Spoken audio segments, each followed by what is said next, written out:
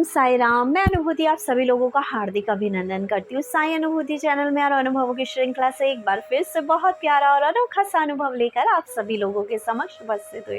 लेकिन उससे पहले चलिए सभी लोग हाथ जोड़े और बाबा का जयकारा लगाएं। अनंत कोटि ब्रह्मांड नायक राजाधिराज योगी राज परम ब्रह्म श्री सच्चिदानंद सद्गुरु साईनाथ महाराज की जय। ओम साई राम।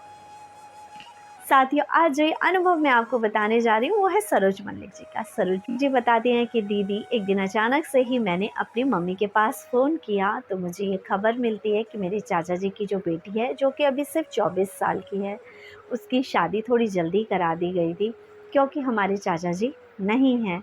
उसकी तबीयत इतनी ख़राब है कि डॉक्टर ने सिर्फ 10% चांसेस बोले हैं उसके बचने के लिए।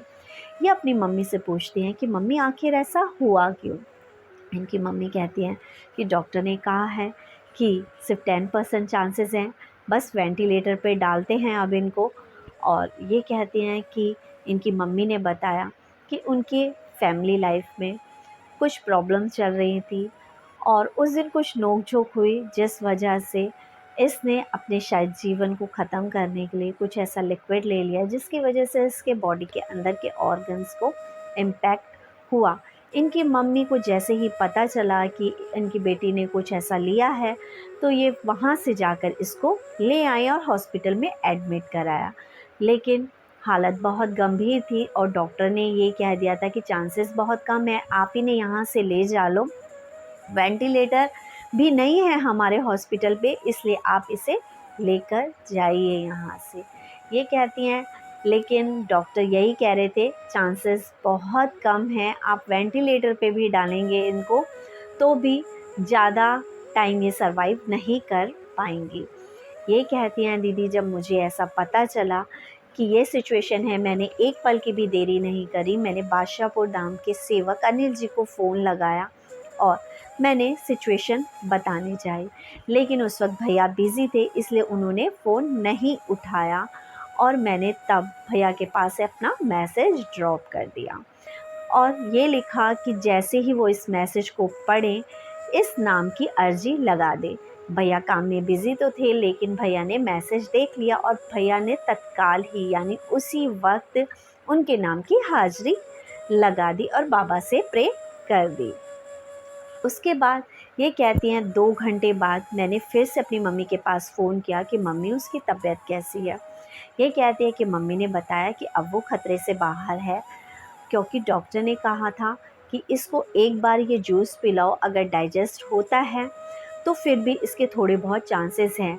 ये कहती हैं कि उसे जूस पिलाया गया उस बीच और उसे वो जूस डाइजेस्ट हो गया, जिससे लगभग 1.5 दिन से कुछ भी डाइजेस्ट नहीं हो रहा था, वो सिर्फ वॉमिट कर रही थी।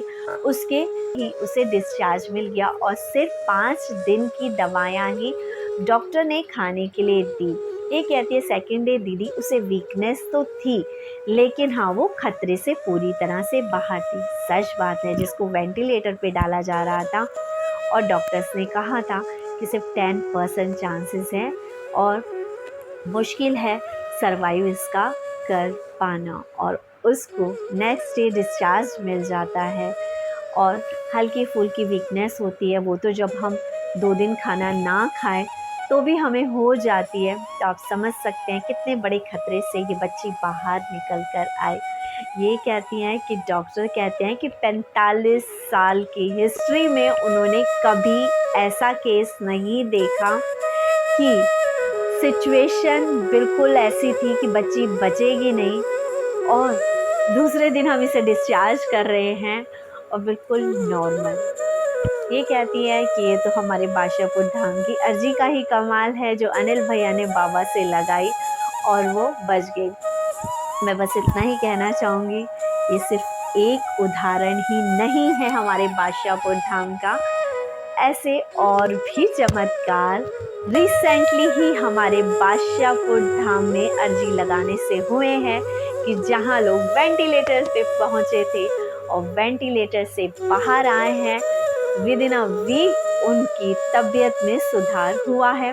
तो बने रहिए ऐसे ही प्यारे प्यारे अनुभवों के लिए साई अनुभूति चैनल के साथ और जुड़िए साईं बादशाहपुर धाम से।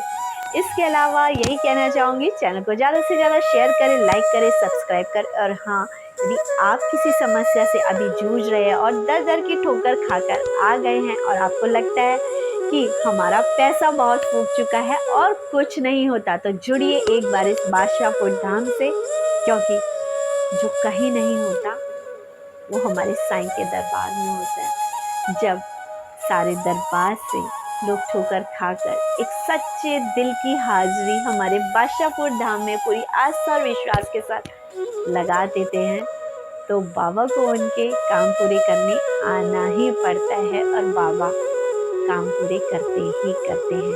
इसके अलावा इतना ही कहना चाहूँगी, जहाँ बादशाहपुर धाम के सेवक की प्रेयर्स काम करती हैं, प्रार्थनाएं काम करती है, वहीं आपकी खुद की आस्था, आपका खुद का विश्वास भी चमत्कार की जननी है।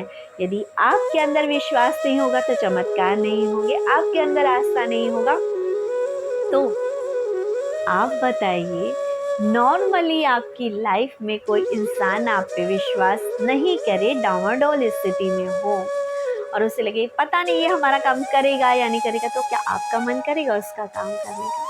तो साईं से जुड़िए, किसी भी ईश्वर से जुड़िए पूरी आस्था और विश्वास के साथ। इसके अलावा मैं तो सिर्फ इतना ही कहना चाहूँगी कि साईं तेरी लीला कभी समझ न पाई, मैं तेरे चरणों में सदा शीश झुकाऊं, तेरे चरणों में सदा शीश झुकाऊं।